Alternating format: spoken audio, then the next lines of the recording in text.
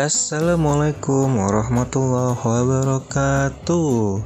Halo adik-adik semua, kita kembali lagi di video pembelajaran IPA kelas 7 ya.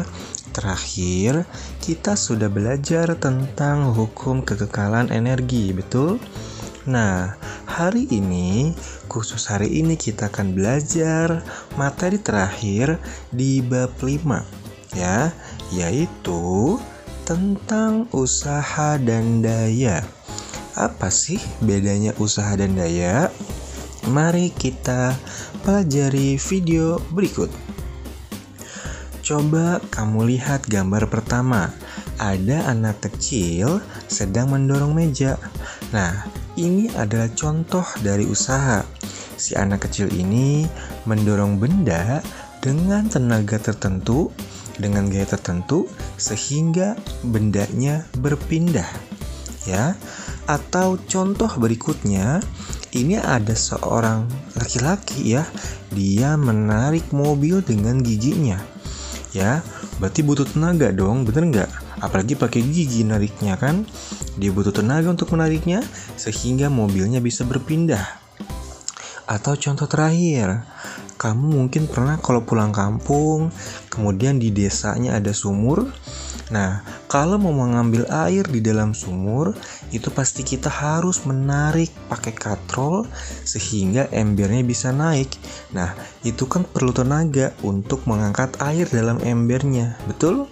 Nah, ketiga contoh ini adalah contoh-contoh dari usaha. Ya, gaya yang kita berikan ke benda sehingga bendanya bisa berpindah. Nah, itu adalah pengertian dari usaha. Jadi, usaha ini adalah gaya yang diberikan pada suatu benda hingga menyebabkan bendanya berpindah. Nah, gaya itu dirumuskan dengan W sama dengan F dikali S ya. W-nya adalah usaha, F-nya adalah gaya, dan S-nya adalah perpindahan benda. Nah, usaha satuannya Joule, gaya satuannya Newton, dan S satuannya adalah meter ya. Nah, bagaimana ya hubungan usaha sama energi? Nah, kalau energi itu kan kemampuan untuk melakukan usaha, betul? Nah, berarti gaya yang kita kasih ke benda itu kan pasti perlu energi, bener nggak?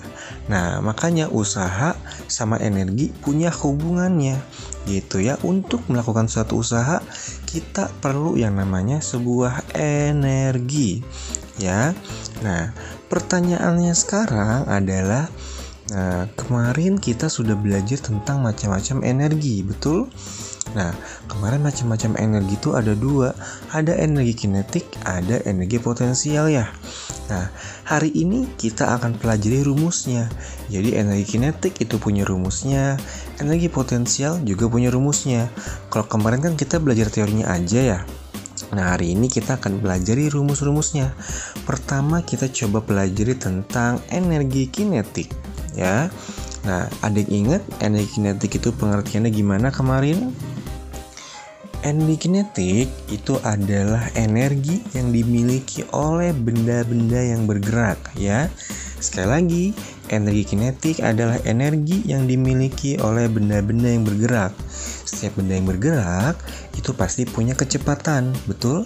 Dan setiap benda itu pasti punya yang namanya massa, betul nggak? Nah, makanya energi kinetik ini tergantung dari kecepatan bendanya dan massa bendanya.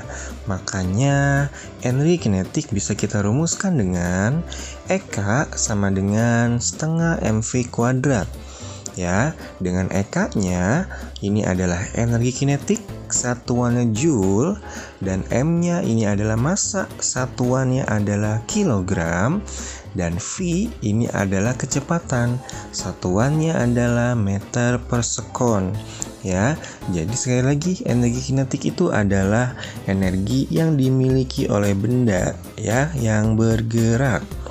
Oke, nah kinetik itu berasal dari bahasa Yunani adik-adik, yaitu kinesis yang artinya gerakan, seperti itu. Kemudian tadi energi kinetik. Nah, sekarang ada yang namanya energi potensial ya. Ada yang masih ingat apa sih energi potensial itu? Energi potensial ini adalah bentuk energi yang tersimpan pada benda atau bentuk energi yang berasal dari kedudukan benda. Ya, jadi energi potensial punya dua pengertian, yaitu bentuk energi yang tersimpan dalam suatu benda atau energi yang berada pada kedudukan benda. Ya, jadi kalau misalnya kamu berada pada ketinggian tertentu, misalnya kamu sedang berada di atas bukit yang ketinggiannya 100 meter di atas tanah, maka kamu punya yang namanya energi potensial. Nah, begitupun bentuk energi yang tersimpan pada suatu benda, nah itu juga merupakan sebuah energi potensial ya. Nah, makanya energi potensial itu kita rumuskan dengan EP sama dengan MGH. Ya, M Mahes, G ganteng. Oh, salah ya. Nah, energi potensial rumusnya EP sama dengan MGH. EP-nya adalah energi potensial, satuannya joule, M-nya adalah massa, satuannya kilogram. Nah, G-nya ini adalah percepatan gravitasi ya anak-anak. Gravitasi nilainya selalu 10 meter per sekon kuadrat. Jadi, kalau ngerjain soal, jika di soal itu nilai gravitasinya tidak diketahui, kamu harus hafal bahwa gravitasi itu nilainya adalah 10 meter per sekon kuadrat, oke? Kemudian H itu adalah tinggi, satuannya meter ya. Nah, jadi setiap besaran itu punya satuannya masing-masing, dan satuannya ini sudah tetap. Massa satuannya kilogram, tinggi satuannya meter, kecepatan satuannya meter per sekon, kemudian energi satuannya joule. Nah, ini satuannya harus sama ketika di soal. Jadi kalau di soal ada massa yang satuannya masih dalam gram, kamu harus ubah dulu ke kilogram. Kalau di soal diketahui tingginya masih dalam sentimeter, kamu harus ubah dulu dalam meter gitu ya. Jadi fisika itu satuannya harus sesuai dengan apa yang ada di rumus, oke?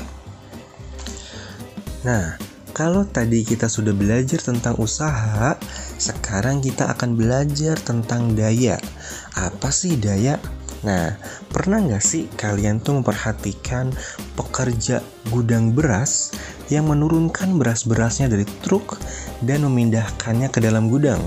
Nah, misalnya nih, setiap pekerja harus memindahkan 30 karung beras yang beratnya masing-masing 20 Newton secara satu persatu yang jaraknya 5 meter.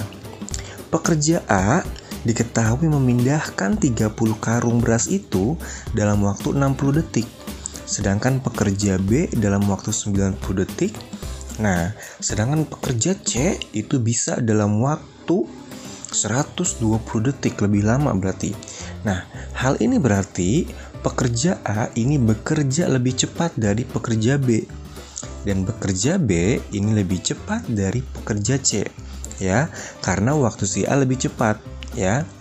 Nah, dengan kata lain, usaha yang telah dilakukan oleh pekerja A lebih cepat daripada pekerja B, dan usaha yang dilakukan oleh pekerja B ini lebih cepat dari yang dilakukan oleh pekerja A.